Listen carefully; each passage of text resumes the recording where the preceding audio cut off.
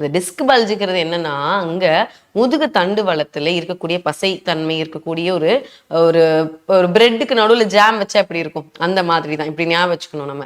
So இப்ப அந்த ஜாம வந்து நம்ம அந்த பிரெட் அழுத்தினா என்ன ஆகும்? அந்த ஜாம் லைட்டா வெளிய வரும்ல. அந்த மாரி தான் நம்ம அந்த 2 டிஸ்க்குக்கு நடுவுல இருக்கக்கூடிய அந்த ஒரு பசைத்தன்மை மாரி ஒரு ஜெல்லு மாரி இருக்கும். ஸோ அது என்னன்னா, இந்த முதுகு தண்டு வளம் அழுத்தப்பட இந்த ஜவ்வு வந்து உள்ள இருக்கக்கூடிய அந்த பசை வெளிய ஒரு மாரி தள்ளிட்டு வரும். ஸோ அப்ப அது என்ன பண்ணும்னா, அந்த நரம்புகள போய் அழுத்த ஆரம்பிக்கும். ஸோ அப்பதான் ஒருத்தருக்கு என்ன ஆகும்? வலி அப்படிங்கிறது ஆரம்பிக்கும். ஸோ அது போக போக போக எந்த அளவுக்கு வந்து உங்களுக்கு அந்த இடத்துல வலி அதிகமாயிட்டே இருக்கோ, அந்த அளவுக்கு அந்த நரம்புகள் பாதிக்கப்பட்டுக்கிட்டே இருக்கனால தான் வலியும் அதிகமாகும். ஸோ மேல் முதுகுக்கும் பரவும், கால்களுக்கு போகக்கூடிய செயல்பாடுகள்லயும் வலியானது கொடுக்கும்.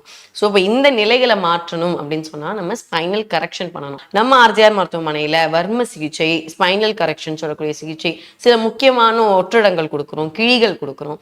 அது மட்டும் இல்லாம முக்கிய மூலிகை எண்ணெய்களை வந்து நம்ம ஆர்ஜிஆர் மருத்துவமனையிலேயே ப்ரிப்பேர் பண்ணி நம்ம இது வந்து சிகிச்சை முறைகளுக்கு பயன்படுத்துவோம். ஸோ இந்த முறையான சிகிச்சைகளை நம்ம எடுத்துட்டு வரும்போது கொஞ்சம் வாதத்தை குறைப்பதற்கான மருந்துகளும், அந்த இடத்துல வலி இருக்கு பாத்தீங்களேன், அந்த வலிங்கிறது வாதம் தான். ஸோ அதுக்கானதும் அந்த உள்ள அந்த பசைத்தன்மை மறுபடியும் நல்லா உற்பத்தி ஆகி கொஞ்சம் அந்த நமக்கு சமநிலையில அந்த ஸ்பைனல் கார்டு வரணும்னு சொல்லும்போது சிகிச்சை முறைகளோட மருந்துகள் எடுக்கும் போது என்ன ஆகும்னு சொன்னா உங்களுக்கு ஈஸியாவே சரியாகி வந்துடும்.